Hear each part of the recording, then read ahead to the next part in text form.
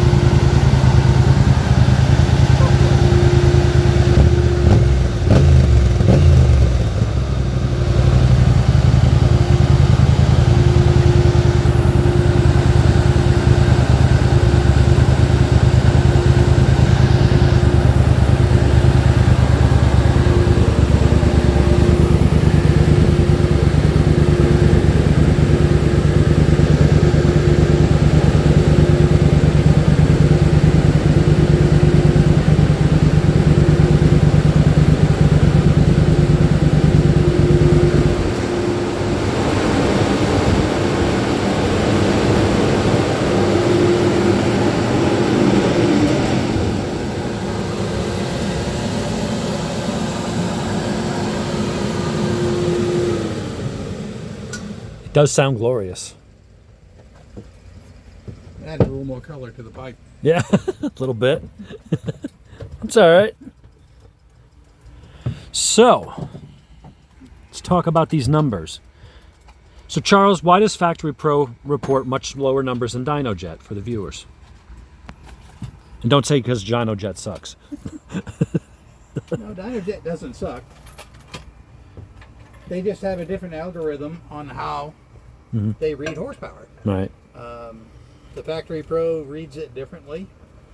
It's based off of a torque load on a load cell in there that when you load it up at whatever test RPM point you have, it's just a simple math to convert torque into horsepower. And so it's feeling how much is instead of doing a weighted drum and saying, well, to accelerate the drum at this rate, you must have roughly this much horsepower.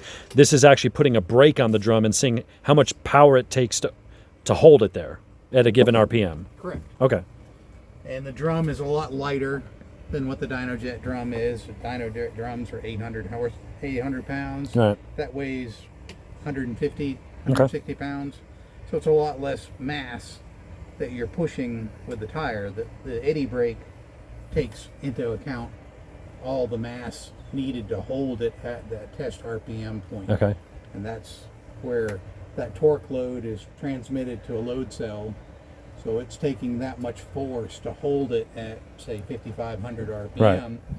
And that is where the test point's Okay. reached. It's about 15% lower Yeah. than what most DynoJet 250s are.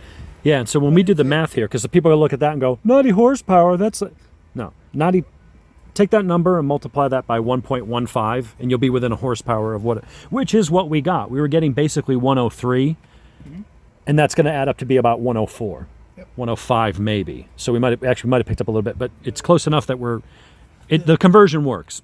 The larger difference is just the way the test is done from the DynoJet dyno. Right. This is done in stages and steps. So every 500 RPM, it's very repeatable. Right. As you've seen here doing the testing today, we're hitting basically the same numbers, at every test point. And that can be, when you're trying to do tuning, has the changes that we've done made it a little better or a little bit worse? Like this last change, we bumped up about 3 horsepower. Yeah. On the very top. Yeah, and the way you're doing... The overall number at 8,000 is about the same, but the 2 steps before that, right, we gained a little bit. Yeah, and also I guess so people understand, when you're doing a sweep on a DynoJet, it's going to get you... they're both tools to get the job done, right? That's just it. But they're also sweeping very fast, so you're only at any given RPM range for a split second, whereas you're holding it for 5 seconds or whatever at that RPM, getting all these gas readings, so you know exactly what that's doing. That's one thing Huey said. He's like, I prefer the DynoJet, but he said, if I was doing diagnostics trying to figure out a problem with the motor, he's like, Charles is set up, he's like, because he can get a lot more info. You can do it in like 25 RPM increments. So if you've got a problem area you're looking at, right, my bike's cutting off at like 5,000 RPM, you can start the test at like 4,500, and you can just do little steps all the way to like 5,500 and go, okay, well, it's actually at 5,150. It's great album, by the way. Great album. It is. And it, you can say, while you're here, go, okay, well, the ignition's cutting out. Right. And we can actually see, where the test equipment is. Well, I think you've also got a 5-gas analyzer, right? Which is more than what most people are using on the DynoJets. I can run the 5-gas, but, the wideband is, I don't want to say close enough, but it's just a lot faster in the way of doing it. And that's another difference we did here, is that Charles, instead of just putting the thing down here, which, again, will get you in the ballpark, but he actually went down and actually welded in some bungs into the X pipe underneath itself. So he had O2 sensors plugged in right up here, right at the end of the headers. Grab the metal part. Yes, I will not. I've done that. Yeah. Yeah, I'll have a tattoo of the serial number or model number on my hand. But so he's taking the gas right off the header on each side. That's what these are. Yeah. They're just wideband 4.9, LSU style wideband O2 sensors. Yeah. And they do a very good job. Now you talk to Mark at Factory Pro, he's going to argue that they are they're highly inaccurate and all that. And yeah, you can split hairs any which way you want to, but you know. At the end, the results kind of speak for themselves. I know to upgrade the 5 gas, which it needs, it's going to be 15 grand. Oh, I can buy a lot of wide bands for that. yeah. So that's where our horsepower chart was. So again, take those readings, multiply it by 1.05 or 1.15. So our brake horsepower at the wheel is somewhere in the 103 to 105 range peak. And it is really nice that this thing pulled hard, right to red line, right 8,000 RPM, which is yeah. before your hard limit cut. Yeah, the older bikes had a lower rev limit, and they would peak here and then start to fall off a cliff. It didn't drop at all. It went up slightly right to the red line, so that's a really nice power curve. And so our torque would be the same. Now torque is dropping off up there, but 63 times 1.15, you can be right around the 80-ish, low 80s. And torque typically does that. You'll have a crossover in a dyno graph where torque has reached maximum before you hit maximum horsepower. And there's a ratio in there somewhere. Awesome. So we got a new map. And we're running good. We're running happy. We got our suspension finally sorted. So the next mod is going to be a quick shifter. Unfortunately, I can't get auto blip on this. I don't think I could do auto blip.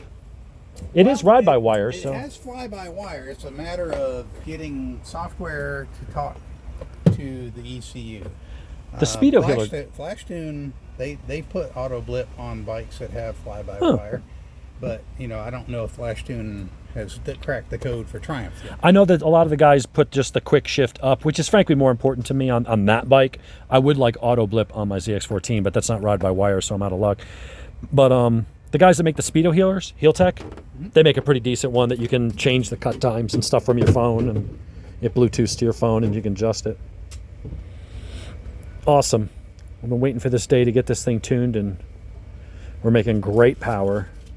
More than I was expecting on this bike, honestly. And that's with stock mufflers, stock airbox, stock air filter. All we did was remove the snorkel, the DB killers, and the intake snorkel, that rubber piece. Everything else motor-wise is bone stock. We did add ignition advance. We did a ride-by-wire adjustments. So there you have it. Got rid of the restrictions that Triumph programs into it. And they do a lot. Well, I guess everybody does nowadays. R1 was the same. The ZX6R was the same. Yeah, they got to put the nanny in there to protect you from yourself. Yeah, I need that. Why? We're talking 100 horsepower. Do we really need that? Yeah, an R1, it makes sense. You got a bike. 200 horsepower, yes. Okay. Yeah. A 1000 RR BMW that puts out 200 plus. Yeah. Yeah. Having a nanny say that, Well, we know why they do it on this. Because they want the Thruxton to make more power, so it's restricted less. And it's basically the same engine. I went through the throttle maps and the ignition maps for the Thruxton. I mean, it's not that it's close. It's identical. I laid them over each other. They were down to the number. They were exactly the same. What was the big difference with the Thruxtons before? They revved more. Yeah. So now they rev more on here. These are revving more, and they're really close. And they pulled back on the ride-by-wire, but they didn't on the Thruxton. That's why it makes 3 horsepower more. So there you have it. There's our dyno and update. Just finished up the tune, and yeah. Awesome. Thanks to Charles at HFD1. Did a good job, and we're ready to rock and roll now. Now I get to ride home in the sort of rain and shit. So, oh yeah, and I got my tablet and all my crap here. I forgot to bring a backpack. I got to see if I can stick it in my back protector, and then hope I don't crash. So there you have it. Charles, HFD1 Motorsports. Hook me up.